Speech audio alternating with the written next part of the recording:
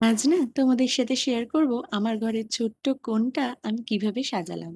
হ্যাঁ গো, মাঝে সাঝে এরকম ছোট ছোট ভাবে সাজিয়ে নিতে বেশ ভালোই লাগে। আর এই রংটা যেহেতু আমার বিয়ের আগে করা হয়েছিল, তাই খুব একটা ভালো রং করেনি, মানে একটুতেই রং উঠে যাচ্ছে। ওই যে যা হয়, দুটো বয়স্ক মানুষকে পেয়ে যেরকম ভাবে পেরেছে ঠকিয়ে দিয়ে চলে গেছে। তবে এখন আর রঙের পেছনে টাকা খরচা করব না, কারণ মেয়ে একেবারে একটু বড় হোক, তারপর যা রং করব করব।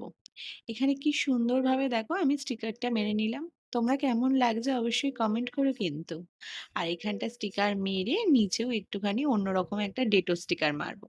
দেখো, মনে হচ্ছে না পুরো পাথর লাগানো? আর এই আয়নাটা না নতুন নিয়েছি। আমি না এই কোণটা যখন সাজাতে বসছি, দেখি কি আয়নাটা ডেলিভারি হয়ে গেল। বেশ ভালো লাগলো জানো তো আয়নাটা দিয়ে।